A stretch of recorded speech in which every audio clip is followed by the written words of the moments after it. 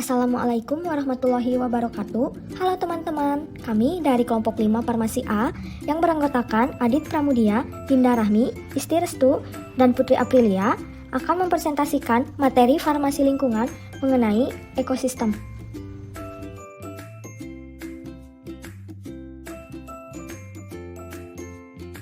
Poin pertama ada definisi ekosistem. Apa itu ekosistem?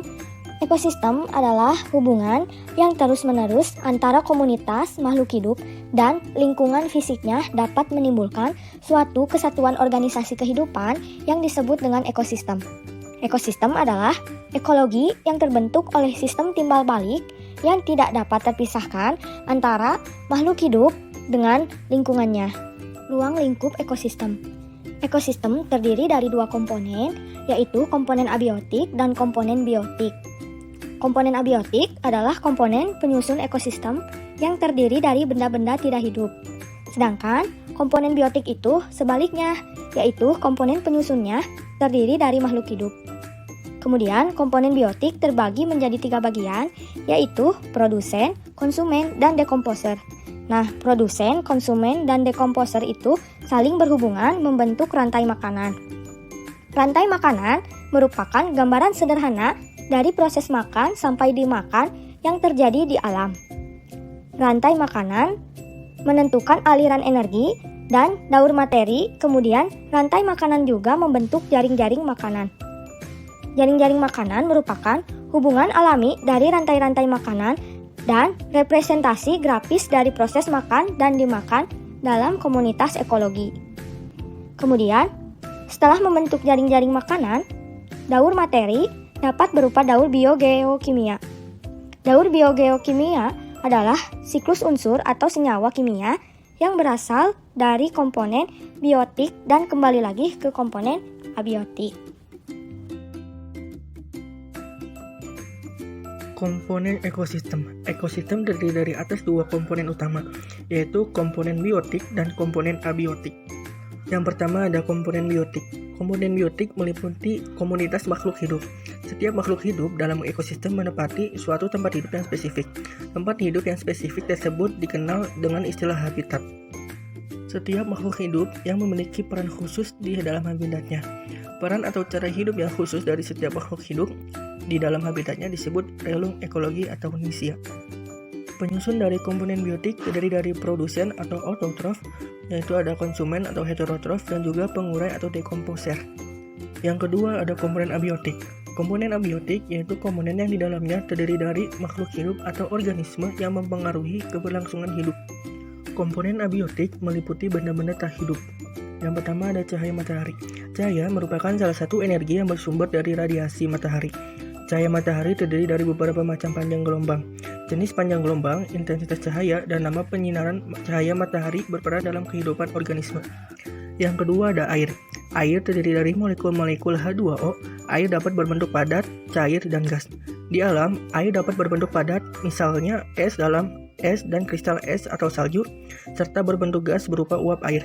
Dalam kehidupan, air sangat diperlukan oleh makhluk hidup karena sebagai besar tumbuhan mengandung air. Yang ketiga ada udara. Udara terdiri dari berbagai macam gas, yaitu nitrogen sebesar 78,09%, oksigen 20,93%, karbon dioksida 0,03%, dan gas-gas lainnya. Nitrogen diperlukan makhluk hidup untuk membentuk protein. Oksigen digunakan makhluk hidup untuk bernapas, karbon dioksida diperlukan tumbuhan untuk fotosintesis. Yang keempat ada suhu. Suhu atau temperatur adalah derajat energi panas. Sumber utama energi panas adalah radiasi matahari. Suhu merupakan komponen abiotik di udara, tanah, dan air. Suhu sangat diperlukan oleh setiap makhluk hidup, berkaitan dengan reaksi kimia yang terjadi dalam tubuh makhluk hidup. Reaksi kimia dalam tubuh makhluk hidup memerlukan enzim. Kerja suatu enzim dipengaruhi oleh suhu tertentu. Yang kelima ada garam-garam mineral. Garam-garam mineral antara lain ion-ion nitrogen, fosfat, sulfur, kalsium, dan natrium. Komposisi garam mineral tertentu menentukan sifat tanah dan air. Contohnya, kandungan ion-ion hidrogen menentukan tingkat keasaman, sedangkan kandungan ion natrium dan klorida di air menentukan tingkat salinitas atau kadar garam.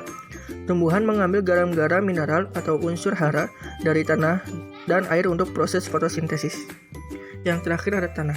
Tanah merupakan hasil pelapukan batuan yang disebabkan oleh iklim atau lumut dan pembusukan bahan organik.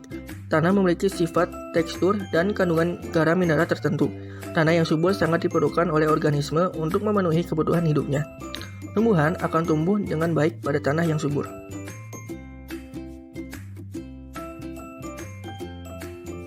Interaksi makhluk hidup dan lingkungannya. Hubungan timbal balik dikenal juga dengan istilah interaksi, baik dengan sesama spesies ataupun dengan spesies lainnya, ataupun antara komponen biotik dengan komponen abiotik. Yang pertama ada interaksi antar individu yang membentuk populasi, yang kedua ada interaksi antar populasi yang membentuk komunitas, yang ketiga ada interaksi antar komunitas dengan komponen abiotik yang membentuk ekosistem, dan yang terakhir ada interaksi antar ekosistem yang membentuk biosfer. Yang pertama ada interaksi antar individu yang membentuk populasi. Sekumpulan makhluk hidup dari spesies yang sama yang hidup pada suatu waktu dan kawasan tertentu serta saling berinteraksi membentuk populasi. Maka individu di dalam populasi tersebut memiliki potensi yang menghasilkan keturunan. Contoh populasinya seperti populasi itik, populasi sapi, dan populasi padi. Suatu populasi dapat dikenali dengan adanya ciri-ciri sebagai berikut. Yang pertama, memiliki kesamaan morfologi. Yang kedua, memiliki kesamaan fungsi fisiologi. Yang ketiga, dapat melakukan perkawinan silang. Yang terakhir ada dapat menghasilkan keturunan yang fertil. Yang kedua, interaksi antar populasi yang membentuk komunitas. Pada interaksi ini biasanya akan membentuk hubungan khusus yang berpengaruh secara nyata terhadap persebarannya. Bentuk interaksi tersebut dapat saling merugikan ataupun menguntungkan, atau hanya salah satu saja yang diuntungkan. Contoh interaksi dalam komunitas seperti kompetisi, predasi, dan simbiosis. Kompetisi adalah bentuk interaksi dua makhluk hidup yang mengakibatkan kedua makhluk hidup tersebut mengalami kerugian. Yang kedua ada predasi. Di dalam sebuah interaksi antara makhluk hidup terdapat hubungan suatu spesies memakan yang lainnya. Dalam hal ini konsumer yang disebut predator, sedangkan spesies yang dimakan dikenal sebagai mangsa. Yang ketiga ada simbiosis. Hubungan yang dekat antara dua spesies makhluk hidup berbeda disebut simbiosis yang berarti hidup bersama. Interaksi simbiotik meliputi bentuk parasitisme, komensalisme, dan mutualisme. Yang pertama ada parasitisme. Parasitisme merupakan bentuk interaksi yang dapat menyebabkan satu pihak mendapatkan keuntungan, sedangkan pihak yang lainnya menderita kerugian. Contohnya kehidupan ikan mutiara pada timun laut. Yang kedua ada komensalisme. Komensalisme merupakan bentuk interaksi yang menyebabkan satu pihak mendapatkan keuntungan, sedangkan yang lain tidak terpengaruh atau tidak diuntungkan maupun dirugikan. Contohnya yaitu interaksi komensalisme kehidupan ikan remora dengan hiu. Yang ketiga ada mutualisme. Mutualisme merupakan bentuk interaksi yang menyebabkan kedua spesies sama-sama mendapatkan keuntungan. Interaksi mutualisme kadang-kadang disebut juga sebagai simbiosis obligat. Contohnya adalah proses penyerbukan bunga atau polinasi.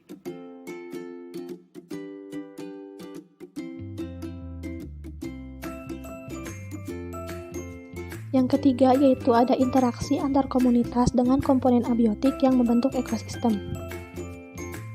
Interaksi ini dapat berupa proses memakan dan dimakan, sehingga terjadi pemanfaatan energi dan daur ulang materi. Lalu yang keempat ada interaksi antar ekosistem yang membentuk biosfer. Terdapat berbagai macam ekosistem yang saling berinteraksi pada permukaan bumi. Hal ini termasuk pada lapisan bumi yang dapat dihuni oleh organisme yang saling menguntungkan. Lapisan permukaan bumi ini dikenal juga dengan biosfer. Biosfer adalah sistem ekologis global yang menyatukan seluruh makhluk hidup dan hubungan antar mereka.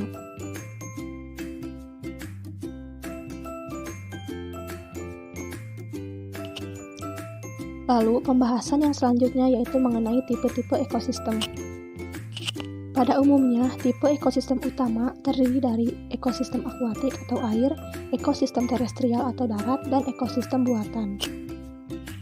Yang pertama yaitu ada ekosistem akuatik. Tipe ekosistem ini yang sebagian lingkungan fisiknya didominasi oleh air. Faktor penentu utama dari ekosistem ini adalah jumlah garam yang terlarut di dalam air. Jika mengandung sedikit garam, maka disebut ekosistem air tawar. Jika mengandung banyak garam, maka disebut dengan ekosistem laut. Contoh dari ekosistem akuatik ini seperti ekosistem air tawar, laut, estuari, pantai batu, terumbu karang, dan laut dalam. Pada ekosistem air tawar, terdiri dari dua bagian, yaitu lotik dan lentik. Ciri-ciri dari ekosistem air tawar lotik yaitu memiliki ciri airnya yang berarus, contohnya seperti sungai. Sedangkan ekosistem air tawar lentik memiliki ciri airnya tidak berarus. Contohnya seperti rawa air tawar, rawa gambut, kolam, dan danau. Lalu ada ekosistem estuari. Ekosistem ini terdapat pada wilayah pertemuan antara sungai dan laut, atau disebut juga dengan muara sungai. Ciri dari ekosistem estuari ini yaitu memiliki ciri berair, payau dengan tingkat salinitas di antara air tawar dan laut. Kemudian ada ekosistem pantai batu. Ekosistem ini tersusun dari komponen abiotik, berupa batu-batuan kecil maupun bongkahan batu yang besar. Organisme yang biasanya hidup pada ekosistem pantai batu seperti ganggang, eucema, dan sargassum. Lalu ada juga ekosistem terumbu karang. Ekosistem ini hanya dapat tumbuh di dasar perairan yang jernih.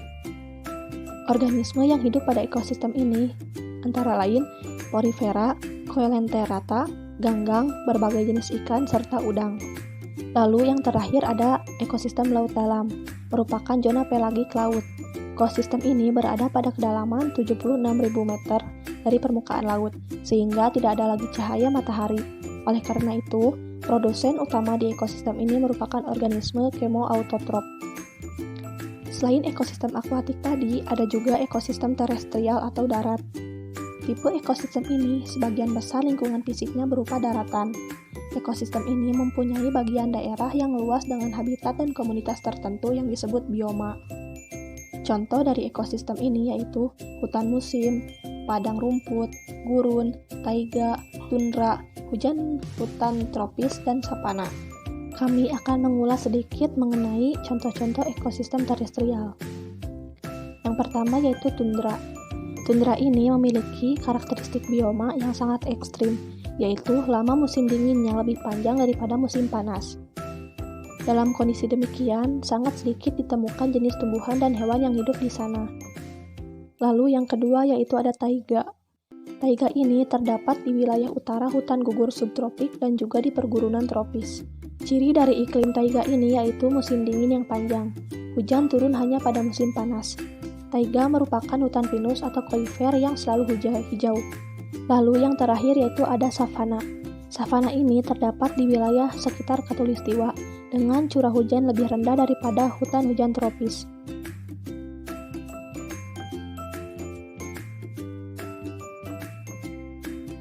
Selain ekosistem akuatik dan ekosistem terestrial, ada juga ekosistem buatan. Ekosistem buatan merupakan ekosistem yang diciptakan oleh manusia dengan tujuan untuk dapat memenuhi kebutuhan hidup. Contoh dari ekosistem buatan ini yaitu seperti bendungan, hutan tanaman produksi seperti jati, pinus, agroekosistem, atau seperti sawah tada hujan, sawah irigasi, perkebunan sawit, dan perkebunan kopi.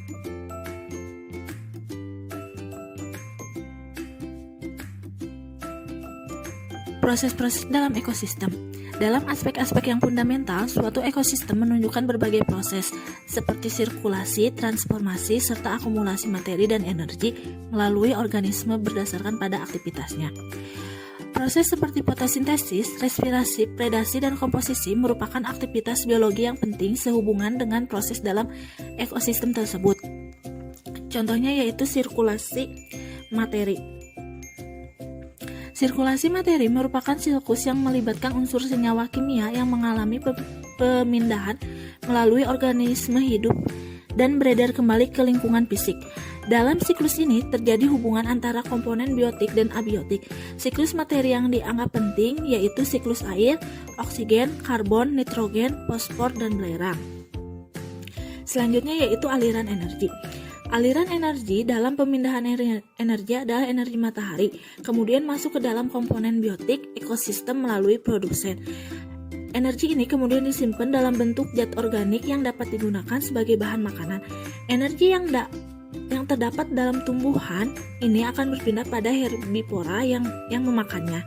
Energi tersebut akan diserap selama proses pencernaan dan tentunya tidak semua energi dapat diserap. Energi yang tidak dapat diserap akan dibuang setelah proses pencernaan dan diserap oleh detripor dan perombak atau pengurai.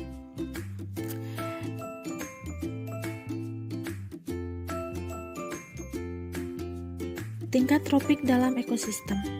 Tingkat tropik dalam ekosistem merupakan urutan kedudukan komponen biotik dalam ekosistem. Tingkat tropik dimulai dari produsen sampai dengan dekomposer dalam ekosistem. Bisa dilihat dari tabel tingkat tropik pertama. Tingkat tropik pertama yaitu semua organisme sebagai produsen diduduki oleh tumbuhan hijau dan alga fotosintesik. Sumber energi kimianya yaitu membuat makanan sendiri dari bahan anorganik dengan menggunakan cahaya matahari. Yang kedua, tingkat tropik kedua yaitu semua organisme yang berstatus sebagai herbivora. Semua herbivora atau konsumen primer membentuk tingkat tropik kedua. Sumber energinya yaitu memakan tumbuhan atau produser lainnya. Yang ketiga yaitu semua organisme yang berstatus sebagai karnivora kecil atau konsumen sekunder, yaitu memakan herbivora. Tingkatan yang terakhir yaitu semua organisme yang berstatus sebagai karnivora besar atau karnivora tingkat tinggi, yaitu sumber energinya yaitu memakan predator. Selanjutnya tingkat tropik kelima yaitu semua organisme yang berstatus sebagai perombak atau pengurai, yaitu sumber energinya yaitu menguraikan senyawa-senyawa organik yang berasal dari makhluk hidup yang telah mati. Sekian presentasi dari kelompok kami. Mohon maaf apabila ada kesalahan. Wassalamualaikum warahmatullahi wabarakatuh.